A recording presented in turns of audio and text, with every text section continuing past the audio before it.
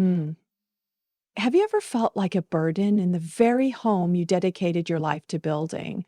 My daughter called me a freeloader, but the true story is far more cruel. This isn't just a tale of betrayal, but an anthem of resilience and how an elderly woman can stand up and reclaim her life. If you've ever been dismissed, pushed into the shadows, or simply want to see justice served in the most unexpected way, watch until the end, because sometimes silence is the loudest voice. The California sun, a golden, benevolent presence, usually warmed my old bones, making even the aches of aging feel like a gentle hum. That Saturday afternoon, it felt like a spotlight on my humiliation. Lauren, my daughter, was hosting one of her usual gatherings. Her colleagues, Eric's golf buddies, women from her fitness group, they filled the backyard with laughter and chatter. The soft clinking of wine glasses, the scent of freshly cut lawns. And there I was, Evelyn May Collins, where I always was, just beyond the conversation. I moved with the practiced grace of a young bride, pulling a tray of still warm shortbread cookies from the oven. It was my mother's recipe, a legacy of butter and warmth. I arranged them, wiped my hands on my apron, and carried them out to the patio. The backyard buzzed. Lauren, a blonde bob swaying with every overly loud laugh and wide gesture, stood at the center, a cocktail in her hand. I caught Eric's eye. He offered a polite, almost pitying smile, then quickly looked away. "Cookies, everyone," I said softly, offering the tray. A few polite hands reached out. One woman took a bite and murmured her appreciation. That's when Lauren chuckled, a brittle, dismissive sound. "Oh, she just kind of stays here," she said, gesturing toward me with a wave of her hand, as if I were some permanent fixture, a parasitic decoration. The laughter that followed wasn't cruel, not exactly, but it landed like a slap, uncomfortable, nervous, but a slap nonetheless. I stood there, holding that tray, my hands trembling, pretending they weren't. Eric avoided my gaze. No one corrected her, no one asked her to stop. I turned, walked back into the house, and placed the tray on the counter. The uneaten cookies a testament to my diminished place. The rest of the evening was a silent blur of collecting empty glasses, scraping plates, rinsing dishes. No one would thank me for washing. By the time the last guest left and Lauren's heels clicked upstairs, I was still wiping the granite countertop until it gleamed. Eric passed behind me, a mumbled, half-hearted, "Thanks, Evelyn." It was a stark reminder of how far I had fallen in their eyes. 3 days later, the kitchen was quiet again, just me and the familiar hum of the refrigerator. I reached for a mug for my morning tea and in my clumsy haste brushed a tall glass off the drying rack. It shattered on the tile floor with a sharp, echoing crash. "Damn it," I whispered, bending to pick up the shards. I didn't even hear Lauren enter. "What did you do now?" she barked.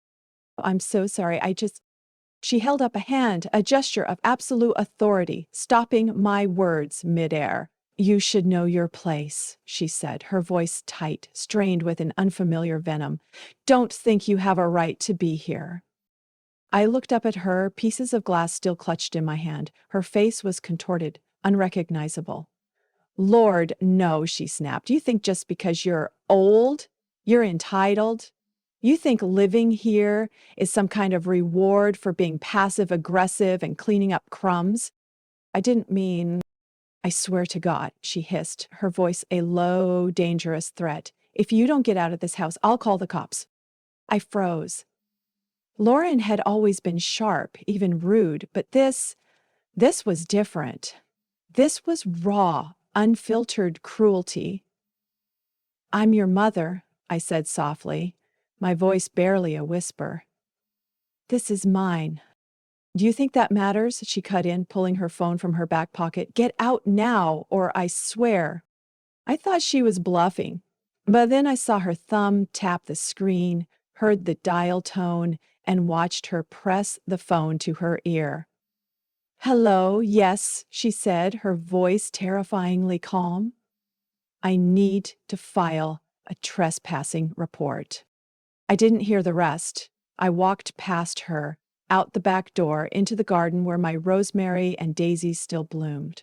I stood among them, my breath shallow, the sun suddenly too bright, too accusatory. This garden, it had been mine. The soil under my nails, the seeds I planted, the afternoons I spent pruning with care and hope. It was the only place in this house that still felt like me. And yet, even here, her voice reached me, sharp and certain, speaking to someone on the other end of the line. She was really doing it. She was calling the police. In that moment, standing barefoot on the back patio, surrounded by everything I had grown, I understood something I hadn't wanted to face for months, maybe even years. Lauren didn't see me as a mother, not anymore. She saw me as an obstacle, an embarrassment, a burden to be removed. And for the first time since Paul died, I didn't feel old. I didn't feel tired. I felt awake, cold and awake. This wasn't my home anymore, but it was still my house. And now, for the first time in a long time, I was going to act like it. The silence was over. My quiet rebellion had begun. It was the spring of 1983 when Paul and I first stepped into the old Victorian fixer-upper. Nestled on a quiet street in a sleepy California suburb, it was far from perfect. The paint was peeling, the floors creaked with every step, and the kitchen tiles looked like they hadn't been touched since the 1950s. But to us, it was a castle. We had been married 16 years by then, 16 years of clocking in early, clocking out late, saving every dime. We didn't honeymoon in Paris. We honeymooned in a borrowed cabin upstate, cooked canned chili on a portable stove, and drank hot cocoa under one blanket. That was our style. No extravagance, just effort. Paul ran his hand across the banister that day and grinned like a man seeing his future take shape. "It's got good bones," he said, "like us." And so we bought it, the tired house with chipped shutters and a patchy lawn, and made it our home. I remember painting the living room walls together one summer morning, Paul balancing on a ladder in faded jeans, humming old country songs under his breath. Lauren, just 6 years old, danced barefoot across the drop cloths, her hair tied up in two messy pigtails. "Careful, baby," Paul warned her, smiling, "or Mama's going to paint you instead of the walls." She giggled, spinning in circles, a splotch of green already on her cheek. We didn't have much, but we had warmth. Dinners on the front porch, homemade Halloween costumes, hand-sewn curtains, a backyard garden that was more weeds than vegetables, but mine all the same. That house watched us become a family. It watched me cry when Paul got laid off, then cheer when he found a job fixing HVAC units. It saw birthdays, scraped knees, school projects, sleepless nights. It held our memories layered into its very wood. And when Paul got sick in 2006, it became our final chapter. We turned the downstairs den into a bedroom for him because stairs became too much. I cooked soup and rubbed his back through the worst nights. He passed away quietly one morning in that same room, sunlight streaming through the blinds. I stayed in the house another 5 years after that. Every creak, every corner carried his voice. Sometimes I'd walk past the living room and swear I could hear him humming. But grief has a way of hollowing out even the warmest spaces. In 2011, Lauren suggested I move in with her and Eric. "It'll be better for both of us," she said. "You won't be alone anymore, and we've got the space now." At first I resisted. The house was mine after all. It wasn't grand, but it was mine. And it still smelled faintly of Paul's aftershave. But loneliness is a tricky thing. It can make even ghosts feel like company. So I agreed. I packed up my life, the wedding photos, the crockery, the memories, and handed the keys to a property manager to rent the house out for income.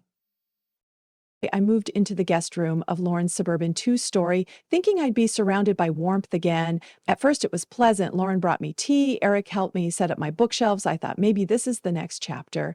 A shared home, a second chance at family closeness. But over time, the lines blurred. She started reorganizing my things. My knitting basket disappeared. My old clock was replaced by a sleek digital one. The home began to feel less like ours and more like hers, like I was a visitor. Then came the rules. No boiling garlic, no watching TV past 10, no guests without her approval. One day she told me gently that my garden pots on the patio made the space look cluttered. I complied. I always complied. But something inside me had started to shift. There's a unique kind of heartbreak that comes not from strangers, but from someone you raised, someone you once held in your arms while she cried over skinned knees and lost teddy bears. Still, I held on. I told myself it was temporary, that family meant patience. What Lauren didn't know, and never thought to ask, was that the old house, the one Paul and I bought and built a life in, it still belonged to me. The title, the deed, every inch of wood and tile. Even after I moved out, I never transferred ownership. Not to Lauren, not to anyone. I kept the documents in a locked drawer, tucked behind old letters and photographs, because something in me, even in the early days, didn't fully trust the comfort she offered. Maybe it was a mother's instinct. Maybe it was just knowing that some things, like home, shouldn't be handed over too easily.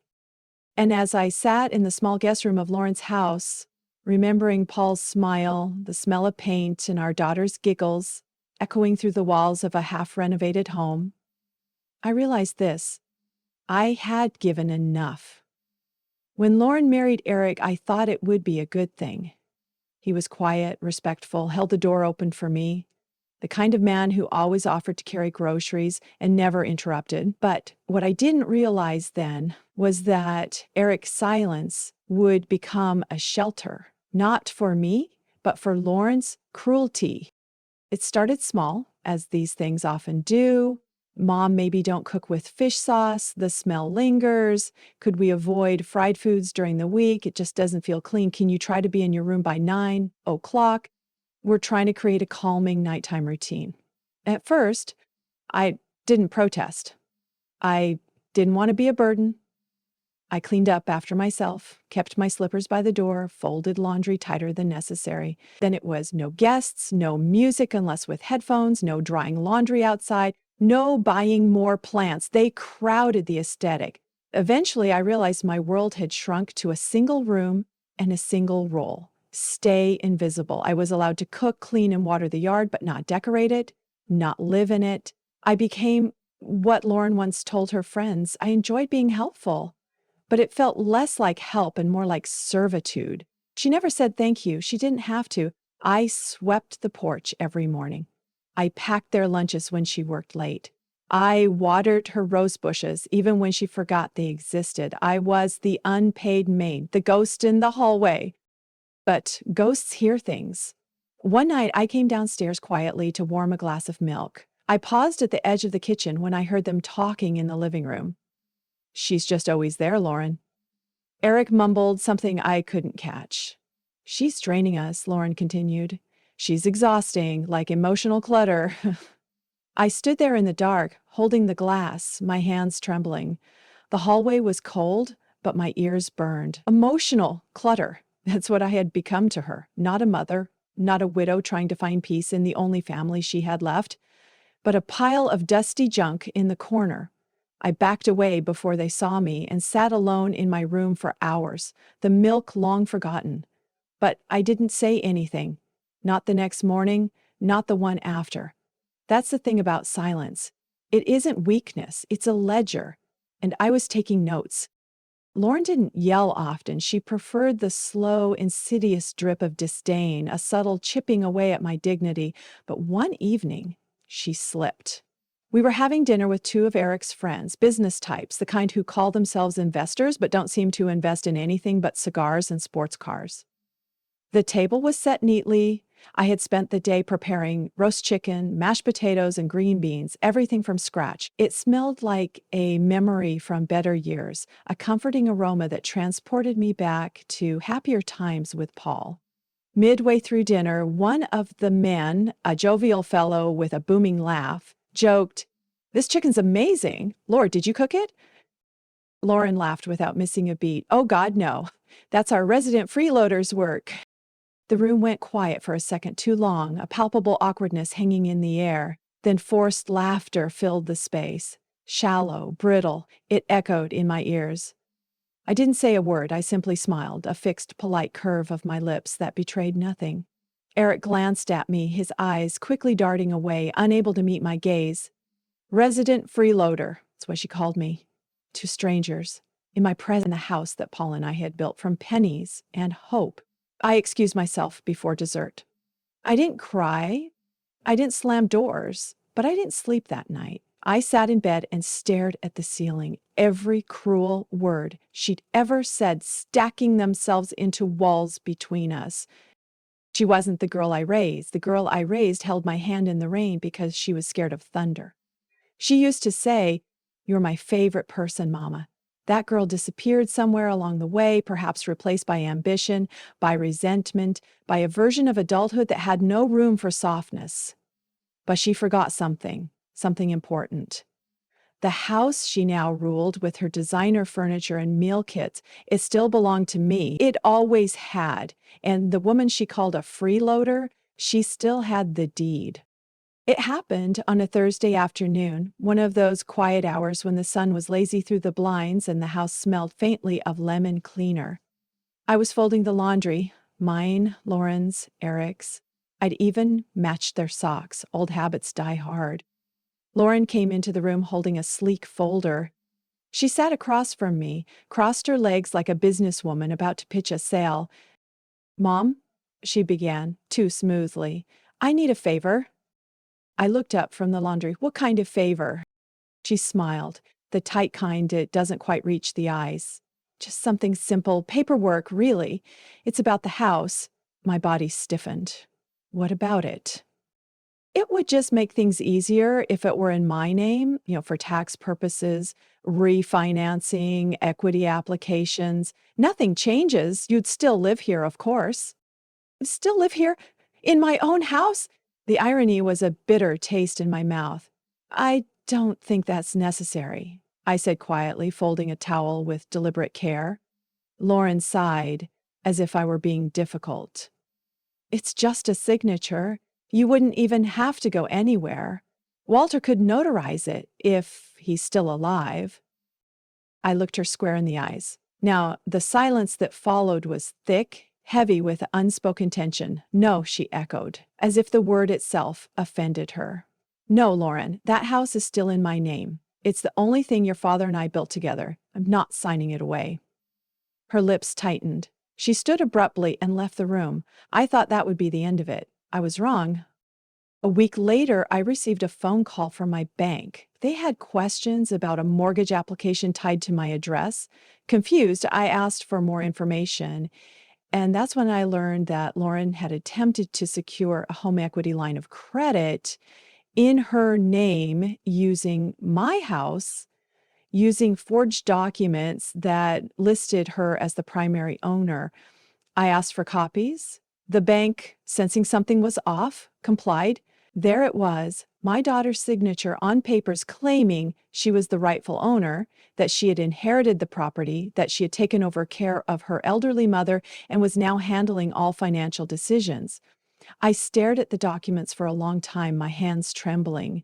It was no longer about disrespect. It was theft. A cold, calculated betrayal that sliced deeper than any harsh word. Later that evening, I confronted her calmly. I didn't raise my voice. I spoke to the bank. I said, standing in the doorway of her pristine kitchen, "I know what you did."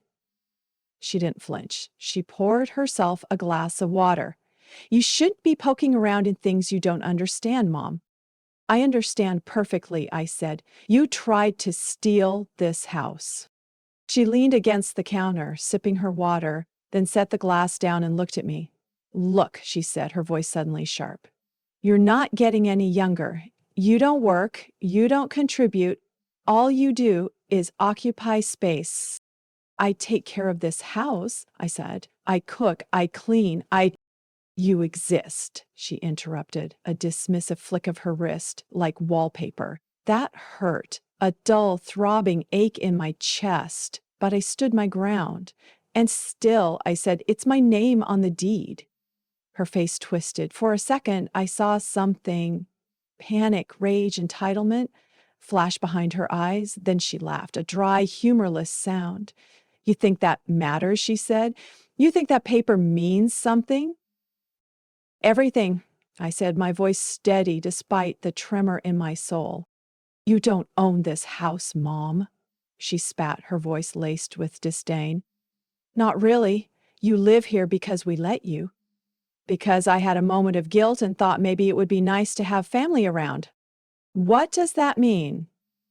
"It means," she said slowly, her words dripping with cold calculation, "you have 1 week to leave, or I will call the police and tell them you're trespassing." That was the moment I realized my daughter didn't just want me gone. She wanted everything. She wanted the house, the history, the inheritance, the freedom to erase me without consequence. She mistook my silence for surrender. But she forgot something crucial. I wasn't the one trespassing. I was the one who owned the land beneath her feet. The game had changed. My quiet observation had gathered all the information I needed. Now it was time to act. It was just past 3 o'clock in the morning when I rose from bed without making a sound. The house was still, wrapped in a deceptive calm. Eric was likely asleep in the upstairs bedroom. Lauren, too. Or maybe not. She had a habit of scrolling her phone under the covers until her battery died. Whatever she was doing, I didn't care anymore. My movements were slow, deliberate, each step a practiced echo of weeks of mental rehearsal. This night in my mind had played out countless times. I opened my closet and took out the small suitcase I hadn't touched in years. Inside, I packed the essentials, a few pieces of clean clothing, my worn leather wallet, the marriage certificate Paul and I signed in 1967, his death certificate, and most importantly, the title deed to the house. My hand brushed against the photograph I'd kept in a silver frame on my nightstand. Paul in his wedding suit, grinning like a boy, and me in that cream-colored dress Mama helped me sew. I tucked it into the case, folded in cloth as carefully as if it were glass. This wasn't just a picture, it was a testament, a memory of a life built on love and shared dreams, something Lauren could never take away. Then I sat at my little desk and wrote a note. It wasn't long. I didn't need it to be. "Lauren," I wrote, my pen scratching softly against the paper, "I don't hate you, but I'm done begging for space in a home I paid for with my life. I have nothing left to give and nothing left to ask." It was a concise, final declaration, a statement of boundaries that should have been set years ago. I folded the paper and left it under the porcelain teapot she always ignored on the counter. Small domestic detail, a hint of my endearing presence, yet one she would surely overlook, just as she had overlooked me. Then I pulled on my shoes and walked out the back door for the last time. The early spring air was crisp, carrying that strange, bittersweet scent of jasmine and asphalt. As I walked down the street, my suitcase rolling softly behind me, I didn't look back once. There was no lingering sorrow, no last glance at the place that had become a cage.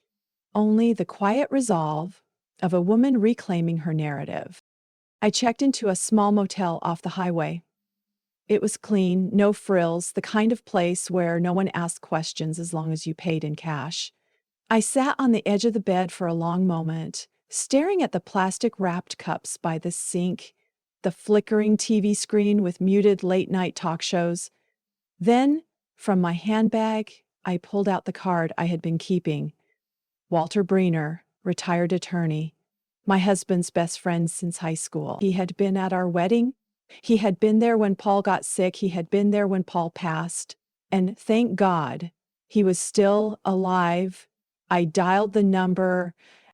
"Evelyn," he said, his voice groggy but immediately alert. "Everything okay?" "I need to talk," I said. "Today." He didn't ask why. He just said, 10 o'clock, I am my place. I barely slept that night, not from fear, but from the strange calm that had settled in my chest, the kind that follows the final page of a long, painful chapter. It was a peace born of decision, of knowing that the time for quiet suffering was over. At 9:45, I rang Walter's doorbell. He lived in a bungalow, surrounded by citrus trees and hummingbirds. He opened the door in a cardigan and slippers, his reading glasses perched on his forehead. "Come in," he said. "You look like hell, but you always did first thing in the morning." I laughed, the first genuine laugh in weeks. It felt like a small victory, a release of tension I hadn't realized I was holding. We sat at his kitchen table while I laid out the papers. The deed, the original purchase contract from 1983, the property tax bills, all in my name. "She tried to take it from you," Walter muttered, flipping through them. "But she can't. Legally, she hasn't got a leg to stand on. Evelyn, this house is yours, every inch." "I want to sell it," I said, "as soon as possible." He raised an eyebrow. "Are you sure?" "Yes." He didn't question it, just nodded slowly. "I'll draw up the necessary protections. You'll need a realtor. I already have someone in mind." I left Walter's place and walked 2 blocks to a small real estate office with a glass door and a lavender sign that read, "Jessica Tran Realty." Jessica was young, bright-eyed, in her early 30s. She was the daughter of a woman I once worked with at the library, and I remembered her coming in after school to do homework in the reading corner. This connection, however slight, offered a sense of trust in a world that felt increasingly unfamiliar. I told her what I needed. "I want it listed this week. No delays, no open houses. Just show it privately to serious buyers only." Jessica blinked, then nodded. "Understood. I'll handle it personally." There was a quiet competence about her, a stark contrast to Lauren's boisterous, self-serving demands. That evening, we met at the house, my house. I waited in the car while she walked the perimeter, taking photos, making notes. I didn't want to go inside, not anymore. The memories, once sweet, were now tainted by betrayal. When she returned, she handed me a clipboard. "The market's hot," she said. "You'll get multiple offers if we move fast. But first," she held out a pen, "you need to authorize the listing." I took the pen. I thought maybe my hand would shake, that I'd hesitate, but I didn't. My signature was steady, my heart even steadier. The sound of that pen scratching across the paper was the softest rebellion I'd ever made, and the loudest thing I'd ever said to my daughter. That night, I didn't stay in the motel. I booked a new hotel closer to downtown and fell asleep with the curtains open, letting the city lights remind me I was no longer living under anyone's roof. I was reclaiming my own. Jessica moved faster than I expected, faster than I dared to hope. At precisely 8:14 a.m., her listing went live. 3 high-resolution photos, a concise description of the property's character, location, and potential. No mention of the current occupants, just this charming 3-bedroom, Victorian, with mature garden and upgraded fixtures. Ownership since 1983. By 10:00 a.m., her phone was buzzing nonstop. By noon, she had shown the property virtually to 2 cash buyers from out of town and 1 young couple relocating for work. And by 4:00 p.m., there were 3 offers on the table, all full price or higher. The first was a tech entrepreneur who wanted a quiet place to disconnect. The second, a pair of sisters looking to renovate and flip. The third was a divorced woman in her 50s named Diane who had recently received a settlement and was looking for somewhere to start over. I chose Diane not because of the money, though hers was the cleanest offer, all cash, but because she spoke to Jessica with the kind of voice I used to have. Tired, kind, and firm. It was a connection I felt, an echo of my own past resilience. Jessica texted me the contract. I reviewed it in silence, my reading glasses perched low on my nose, hands steady. I clicked sign. It was done. By sunset, the house was no longer mine, but also no longer hers. I sat in my motel room, watching the orange light spill over the blinds, the sky fading into shades of lavender and steel. My phone buzzed beside me. "Lauren." I didn't answer. The next call came 20 minutes later. Then another. By the time I had finished brushing my teeth, she had called 7 times. No voicemail, no text. She didn't want to explain, she wanted control. I set the phone on silent and placed it screen down on the nightstand.